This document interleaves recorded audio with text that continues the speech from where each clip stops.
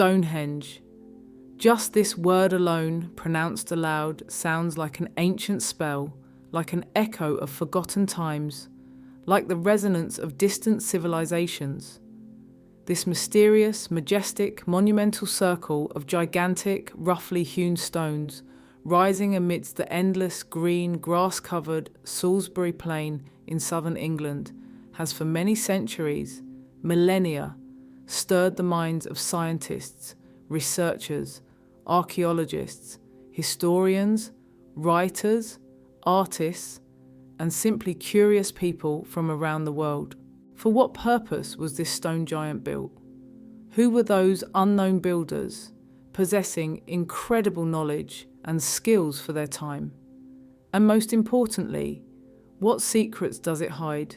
This ancient, silent witness to human history, this stone sphinx, asking us questions to which we may never find definitive answers.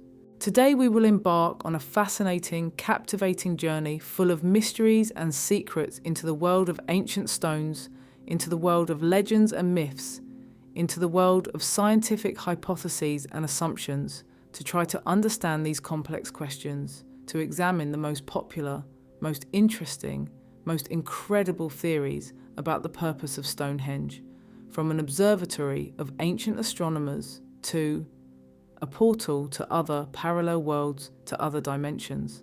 Prepare for a journey through time and space, for immersion into the depths of history and human imagination.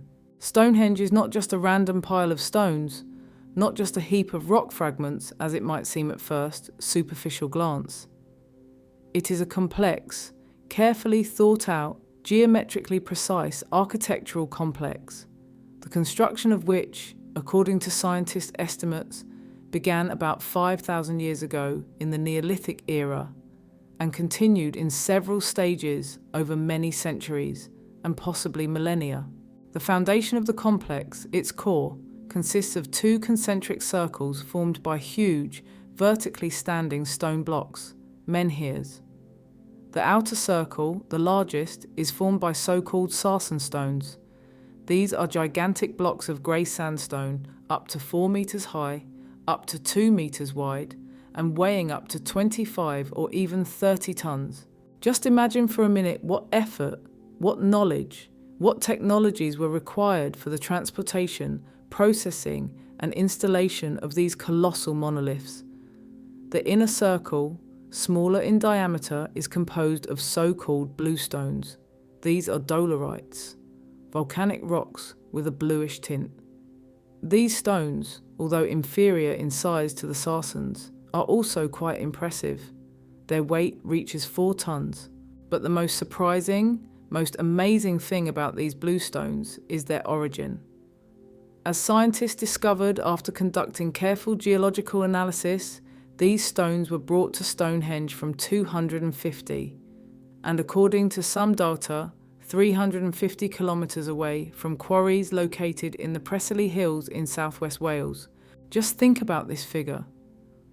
350 kilometres over land and sea without the use of wheeled transport, without the use of draft animals, without the use of modern mechanisms. How was this possible?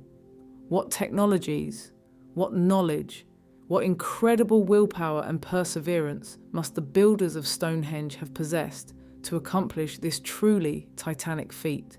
In addition to the stone circles, the Stonehenge complex includes other, no less important elements: earthen ramparts surrounding the stone circles, ditches filled with water, as well as the so-called altar stone, a flat, horizontally lying stone located in the very centre of the complex, and the famous heel stone, a separate standing menhir, located outside at the entrance to the complex from the direction of the rising sun on the day of the summer solstice. This entire complex, multi-component structure, as years of research show, is amazingly accurately oriented to the cardinal directions and, as many scientists believe, is closely connected with the movement of the sun, moon, and possibly other celestial bodies. And here we come to the most important, most intriguing, most controversial question. What exactly was Stonehenge built for? What function did it perform? What role did it play in the lives of people living in Britain 5,000 years ago? Today, there are many diverse theories, hypotheses, and assumptions on this matter, from quite scientific, well-founded ones, to the most fantastic, incredible, bordering on mysticism. The most widespread, most popular, and perhaps most plausible, most logical theory states that Stonehenge was an ancient, prehistoric observatory, a place where ancient people observed the movement of celestial bodies, studied the stars, sun, and moon, predicted the change of seasons, determined the dates of important agricultural works and religious holidays.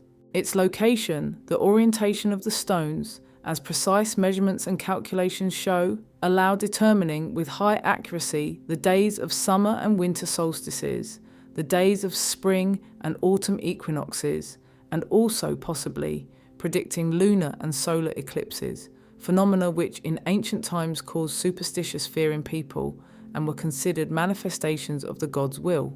On the day of the summer solstice, for example, the longest day of the year, the sun rises exactly above the heel stone if viewed from the centre of the circle from behind the altar stone.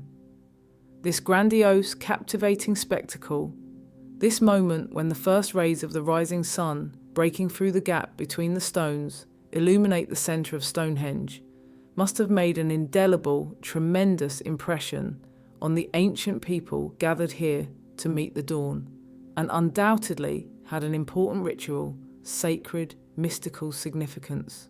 But Stonehenge, apparently, was not only an observatory, not only a place of astronomical observations, but also a venue for religious rites, ceremonies, festivities, a kind of temple under the open sky, a sanctuary where ancient people worshipped their gods, made sacrifices to them, prayed for fertility, for harvest, for health, for well-being.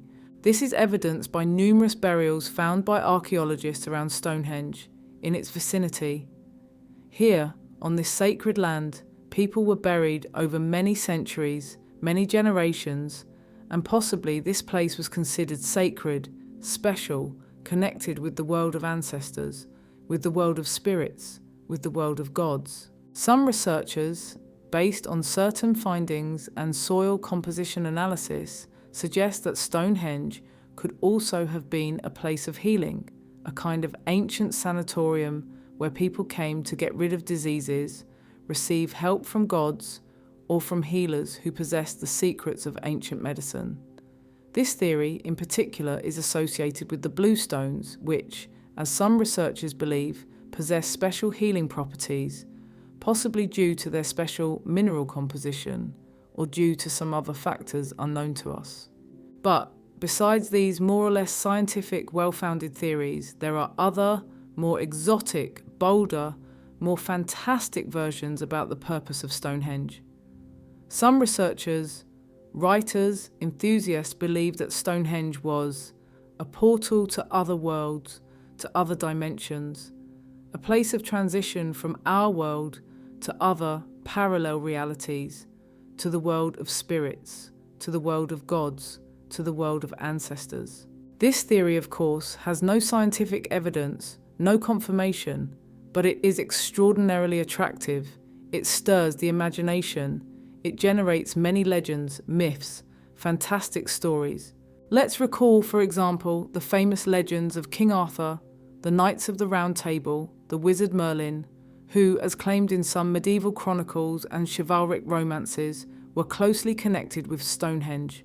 Merlin, according to legend, the great wizard and seer, with the help of his magic, his sorcery, transported the gigantic stones of Stonehenge from Ireland, from Mount Killarross, where they supposedly possessed healing power, and installed them on Salisbury Plain, thus creating this majestic structure. Of course, this is just a beautiful legend, a fairy tale, fiction, but it reflects people's deep belief in supernatural forces, in magic, in miracles associated with this mysterious place, with these ancient stones. Who were those people who built Stonehenge? Who were these brilliant engineers, architects, astronomers who managed to create this masterpiece of ancient architecture? This is yet another great mystery that has not been solved yet, which still causes disputes and discussions among scientists. For a long time, over many decades, it was believed that Stonehenge was built by the Druids, Celtic priests who, as is known, played an important role in the religious and social life of the Celtic tribes inhabiting Britain in the Iron Age. But now, thanks to modern dating methods, thanks to radiocarbon analysis, scientists are absolutely certain that Stonehenge was built much earlier than the appearance of Celts in Britain, back in the Neolithic and Bronze Age, that is, long before the Druids even appeared on the historical stage. The builders of Stonehenge, whoever they were, whatever people they belonged to, whatever names they bore, possessed truly amazing, astonishing knowledge in astronomy, mathematics, geometry, engineering, construction.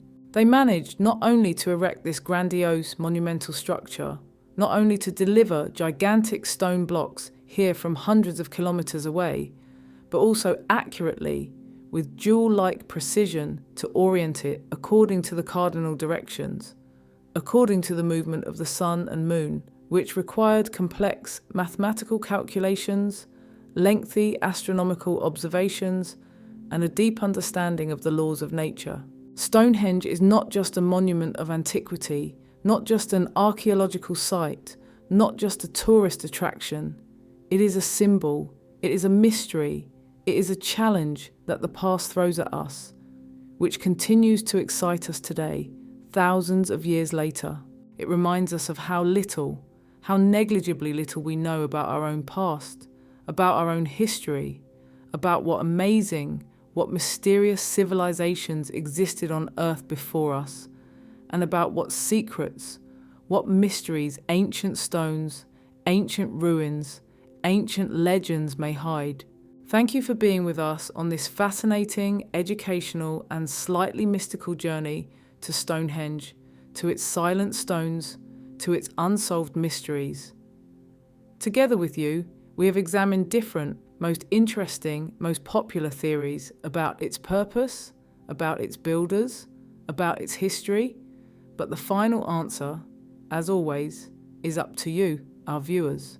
If you liked this video, if you learned something new, if you pondered the eternal questions about the past, present, and future of humanity, don't forget to like, leave your comment, share your thoughts, your impressions, your versions. What do you think? What was Stonehenge actually built for? Was it an ancient observatory, a temple, a place of healing, a portal to other worlds? Or did it perform some other unknown function?